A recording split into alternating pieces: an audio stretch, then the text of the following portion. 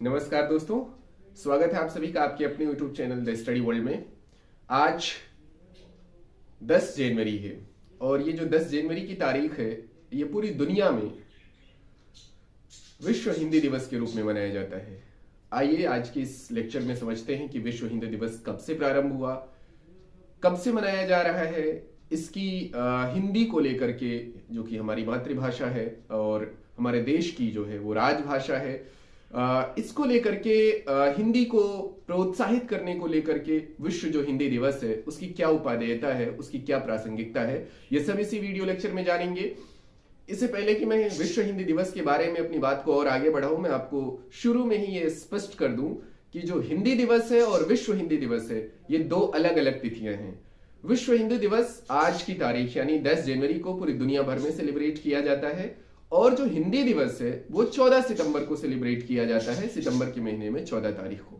बहरहाल हम दोनों पर बात करेंगे, लेकिन चूंकि आज 10 जनवरी है सबसे पहले बात होगी विश्व हिंदी दिवस के बारे में। हिंदी दिवस कब से शुरू हुआ, स्पेशली विश्व हिंदी दिवस भारत में कब से मनाया जाना शुरू हुआ, इसको लेकर के अभी तक के क्या आयोजन रहे हैं, कैसे हिंदी को प्रोत्साहित करने के लिए, दुनिया भर में हिंदी को पहुंचाने के लिए भारत सरकार क्या प्रयास कर रही है, वैश्विक स्तर पर हमारे जो नागरिक है वो हिंदी भाषा को कितना प्रयोग कर रहे हैं, इसी वीडियो लेक्चर में हम ये सारी बातें समझेंगे। अब सबसे पहले बात करते हैं कि एक भाषा के रूप में जो हिंदी है उसको कितना दुनिया भर में बोला जा रहा है, समझा जा रहा है और कितना वो अभिव्यक्ति का माध्यम बनने में सहायक सिद्ध हुई है। तो मैं आपको बता दूं कि दुनिया भर में 120 मिलियन से ज्यादा लोग ऐसे हैं, 120 मिलियन से ज्यादा ऐसे लोग हैं जो हिंदी भाषा को अपनी दूसरी भाषा के रूप में, अभिव्यक्ति की दूसरी भाषा के रूप में प्रयोग करते हैं। 420 से ज्यादा मिलियन ऐसे लोग हैं जो अपनी मातृभाषा के रूप में हिंदी को बोलते हैं, हिंदी को समझते हैं और हिंदी में अपनी अभिव्यक्ति करना चाहते हैं। इसका मतलब यह हुआ कि हिंदी भाषा को बोलने, समझने और सराहने वालों की संख्या बिल्कुल कम नहीं है और निश्चित रूप से 21st सेंचुरी में हिंदी भाषा अब और ज्यादा अपने कैनवास को बढ़ा रही है, ग्लोबलाइज हो रही है, आगे बढ़ रही है। देखिए, जो भाषा होती है वो किसी भी विषय के, स्पेशली आप ऐसे समझ लीजिए कि दुनिया भर में जो अलग अलग विधाएं हम पढ़ते हैं, जिस तरीके से ह्यूमैनिटीज के सब्जेक्ट्स हैं, जैसे साइंस के सब्जेक्ट्स हैं, जैसे और बाकी दुनिया भर के सब्जेक्ट्स हैं, उन भाषाओं को अभिव्यक्त करने में, उन भाषाओं को जन जन तक पहुंचाने में जिस प्रकार से दूसरी बाकी भाषाएं बहुत महत्वपूर्ण रोल प्ले करती हैं, उसी प्रकार से हमारी हिंदी भाषा भी उतनी ही सक्षम है और उतना ही महत्वपूर्ण जो इसका भी किरदार है वो ये प्ले कर रही है। एक बात और समझने वाली है कि आजकल जो एक नई बहस होती है कि भाषा की शुद्धता क्या है।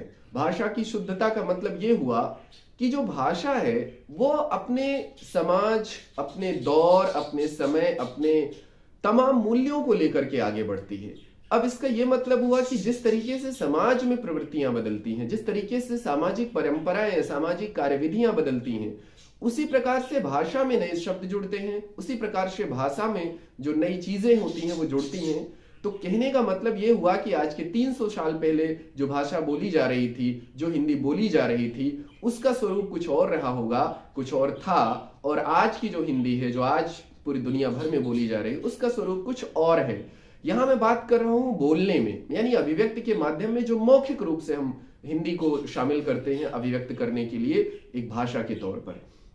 लेकिन इसका यह कतई मतलब नहीं है कि हिंदी की शुद्धता को हम बिल्कुल इग्नोर करके चलेंगे। हिंदी की शुद्धता आवश्यक है, बोलने में भी हम इस चीज का ध्यान रखें और लिखने और पढ़ने और समझने में, क्योंकि ये तीनों चीजें जब हमारी हार्मनी में आएंगी, हमारे एक रूपता में आएंगी, एक क्रम में आएंगी, तभी हम भाषा के स्तर पर हर बात को, हर एक अभिव्यक्ति को सही तरीके से लोगों तक पहुंचा पाएंगे और अपनी बात का सही जो वैल्यू है, जो सही महत्व है, वो उन तक पहुंच पाएगा।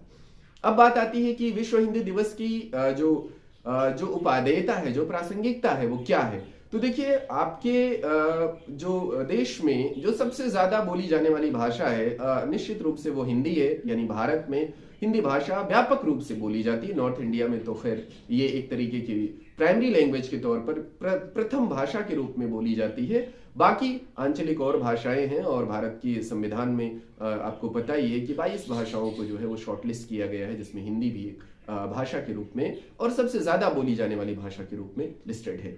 अब बात यह है कि विश्व हिंदू दिवस जो कि मनाया जाना शुरू हुआ, हिंदी दिवस को प्रोत्साहित करने के लिए जो हम लोगों ने कदम उठाया वो कब से उठाया, क्या रहा। तो मैं आपको बता दूं कि जो विश्व हिंदी दिवस है इसको लेकर के भारत में वैसे तो जब संविधान निर्माण हो रहा था तभी इस पर बहस बहुत हो रही थी कि हिंदी को किस प्रकार से आधिकारिक भाषा के रूप में भारत में स्थापित किया जाए, किस प्रकार से हिंदी को और ज्यादा अभिव्यक्ति के सशक्त माध्यम के रूप में प्रयोग किया जाए। लेकिन अलग अलग समय में हमने हिंदी को बढ़ाने के लिए अलग अलग संस्थाओं का गठन किया, अलग अलग और भी प्रोत्साहन करने वाले कार्यक्रमों को संचालित किया। बहरहाल विश्व हिंदू दिवस जो कि मनाने की शुरुआत है वो हुई 10 जनवरी 2006 से।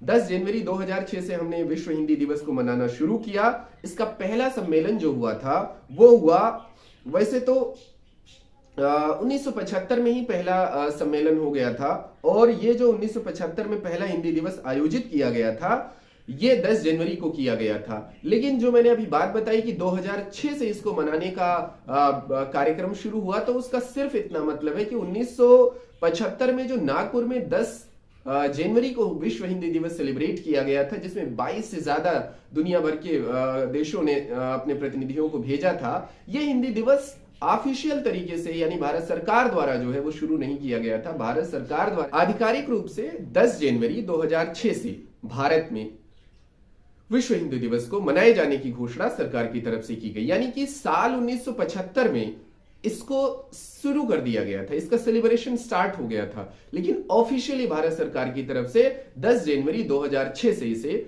घोषित किया गया विश्व हिंदू दिवस के रूप में। तो इस तरीके से ये विश्व हिंदी दिवस जो है वो मनाए जाने की जो प्रथा है वो हमारे देश में शुरू हो गई, और 2006 से लेकर के अब तक अनवरत रूप से विश्व हिंदी दिवस मनाया जाता है। अब बात आती है कि अभी हमने जब लेक्चर का प्रारंभ किया था, लेक्चर के शुरू में हमने ये बात कही थी कि विश्व हिंदी दिवस और हिंदी दिवस में अंतर है।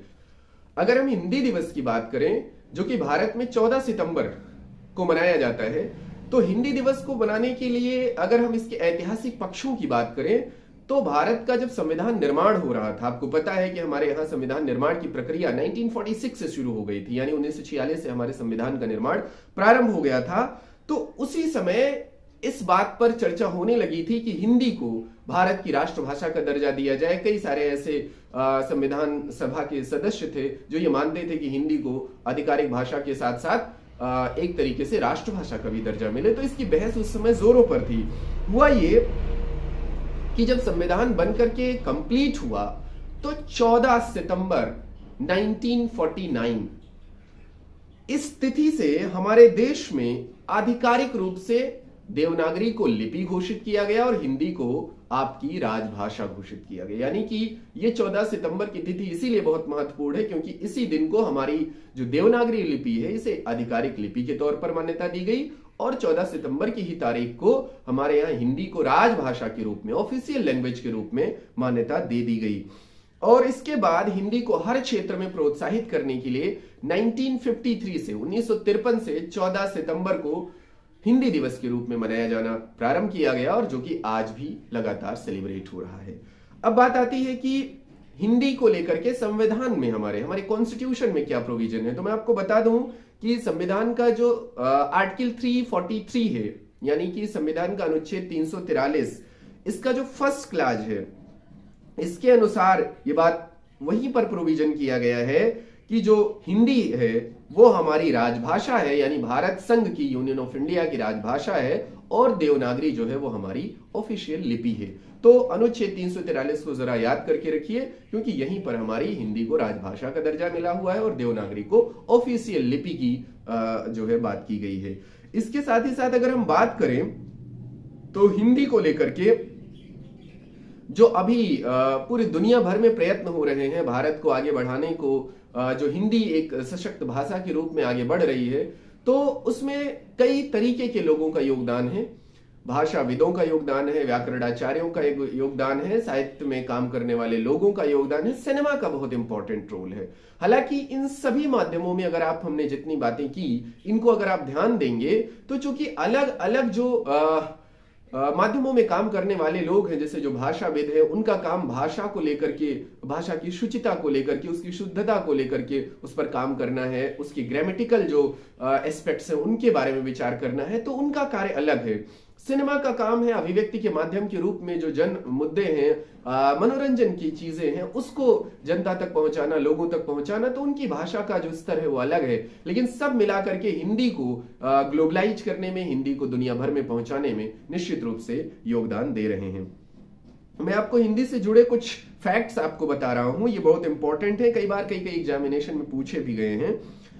हिंदी की पहली जो विश्व प्रसिद्ध कविता है वो अमीर खुसरो ने लिखी थी, और ऑब्वियस सी बात है कि अमीर खुसरो जो है वो मध्यकाल का राइटर है, जो बड़े फख्र से कहता था कि मैं वैसे तो तुर्की हूं लेकिन आपको जबानी हिंदवी में आंसर कर सकता हूं। तो खुसरो की जो है एक तरीके की भाषा के रूप में, या खुसरो से इस तरीके की हिंदी की भाषा की शुरुआत मानी जाती है।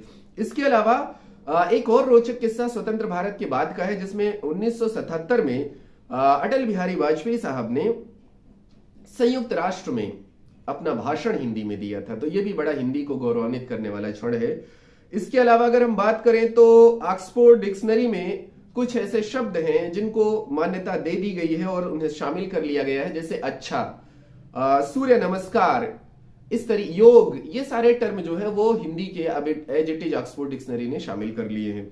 इसके अलावा हिंदी भाषा में अगर हम फिल्म की बात करें तो पहली फिल्म आपको पता है राजा हरिश्चंद्र बनी हुई थी। 1950 से हमारी हिंदी हमारा ऑफिशियल लैंग्वेज बनी हुई है। इसके अलावा साल 2009 में गूगल ने अपने सर्च इंजन में हिंदी की शुरुआत की, तो गूगल में जो हिंदी में हम लोग सर्च करते हैं इसकी शुरुआत साल 2009 से हुई। अगर और आगे फैक्ट की बात करें तो भारत के अलावा Mauritius, Philippines, Nepal, Fiji, Guyana, Suriname, त्रिनाद, Tibet और पाकिस्तान में हिंदी व्यापक रूप से बोली और समझी और लिखी जाती है।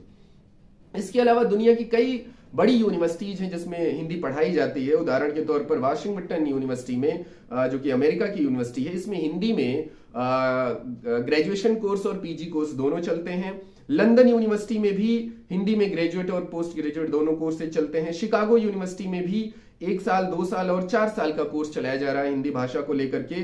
कार्नेल यूनिवर्सिटी जो कि अमेरिका की है, इसमें भी हिंदी भाषा को लेकर के कोर्स चलाए जाते हैं। टोक्यो जो कि जापान की यूनिवर्सिटी है, इसमें 1909 से ही हिंदी पढ़ाई जा रही है। तो दुनिया भर में हिंदी को लेकर के कई जो यूनिवर्सिटीज हैं उसमें काम हो रहा है। इसके अलावा अलग अलग रिनोन्ड पर्सनालिटीज हैं जिन्होंने हिंदी की जो वाक्यांश है, हिंदी की जो भाषा है, उसे अपने भाषणों में, उसे अपने उद्बोधन में शामिल किया। जैसे डोनाल्ड ट्रंप जब 2015 में अमेरिका के राष्ट्रपति थे और भारत की यात्रा पर आए थे, तो उन्होंने दिल्ली ऑडिटोरियम में अपना भाषण दिया था और उसमें उन्होंने बहुत बहुत धन्यवाद हिंदी में बोला था। साथ ही साथ उन्होंने जय हिंद भी शब्द इस्तेमाल किया था जो कि हिंदी का है। डोनाल्ड ट्रंप ने 2016 में हिंदी भाषा को लेकर के उन्होंने मोदी जी का स्लोगन इस्तेमाल किया था। आपको याद होगा कि मोदी जी का था आपकी बार मोदी सरकार, तो वहां आपकी बार डोनाल्ड ट्रंप सरकार, इस तरीके का स्लोगन इस्तेमाल हुआ था। इसके अलावा डेविड कैमरन ने भी 2015 में लंदन असेंबली में अच्छे दिन जैसी चीजों को कोट किया था। कहने का मतलब यह है कि दुनिया भर में कई सारी ऐसी सरकारों के प्रतिनिधि रहे हैं जिन्होंने हिंदी को अपने उद्बोधनों में शामिल किया है, और दुनिया भर की बहुत सारी यूनिवर्सिटीज हैं जहां पर हिंदी पढ़ाई जा रही है। तो काफी चीजें हैं हिंदी को लेकर के। हालांकि आज के लेक्चर में हम अब आगे नहीं जाएंगे, यहीं पर हिंदी के विश्व हिंदी दिवस की शुभकामनाओं के साथ आपको यहीं पर रोकेंगे। अगले लेक्चर में फिर हम किसी नए टॉपिक के साथ आपसे जुड़ेंगे। आज का लेक्चर यहीं पर वाइंड अप करते हैं। थैंक यू वेरी मच, बने रहिए हमारे साथ।